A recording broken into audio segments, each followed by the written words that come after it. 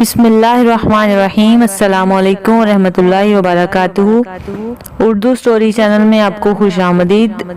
امید ہے آپ سب خیر و عافیت سے ہوں گے۔ آج ہم آپ کو قوس قزح کے بارے میں معلومات دیں گے۔ قوس قزح کیا ہے؟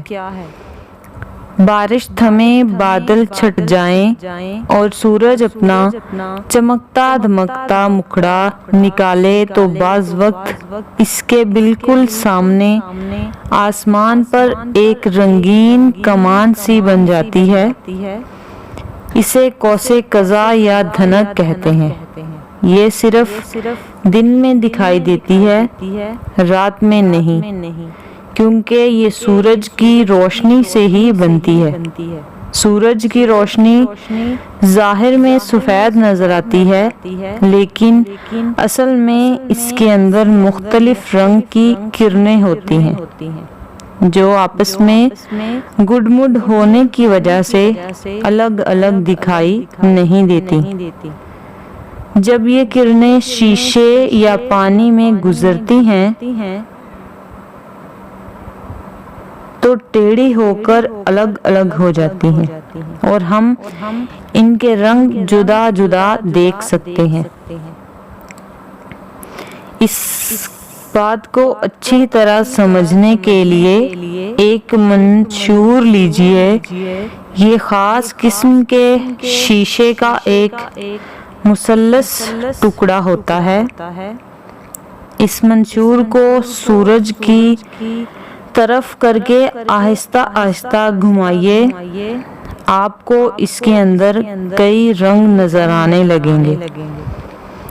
اب کسی اندھیرے کمرے میں جائیے اور اتنی کھڑکی کھولیے کہ اس میں سے سورج کی باریک سی کرن اندر آ سکے۔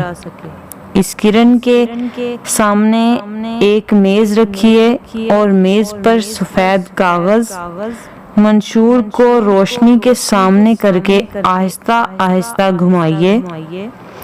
کاغذ پر رنگین دھنک سی جھلملاتی نظر آئے گی۔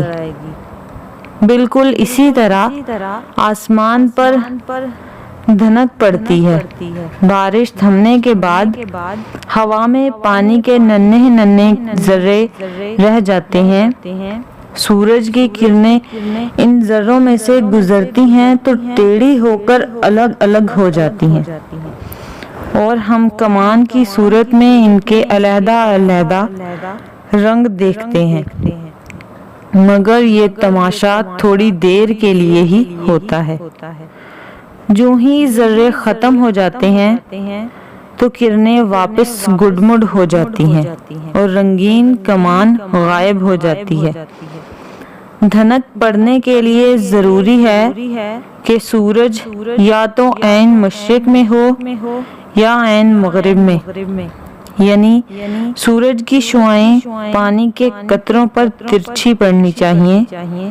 اگر سورج مشرق کی جانب ہوگا تو دھنک مغرب کی طرف پڑے گی اور اگر مغرب کی جانب ہوگا تو مشرق کی طرف۔ یہ تھی ہماری آج کی معلومات جو قوس قزح کے بارے میں تھی۔ امید ہے آپ کو پسند آئے گی۔ اگر آپ کو پسند آئے، اگر آپ ہمارے چینل پر نیو ہیں تو ہمارے چینل کو سبسکرائب کریں اور ساتھ ہی بیل آئیکن کے بٹن کو ضرور دبائیں تاکہ ہماری آئندہ آنے والی ویڈیوز آپ تک پر وقت پہنچ سکیں۔ نیکسٹ ویڈیو تک کے لیے ہمیں اجازت دیں۔ اپنا خیال رکھیں اور اپنے ساتھ جڑے لوگوں کا بھی خیال رکھیں۔ اللہ حافظ۔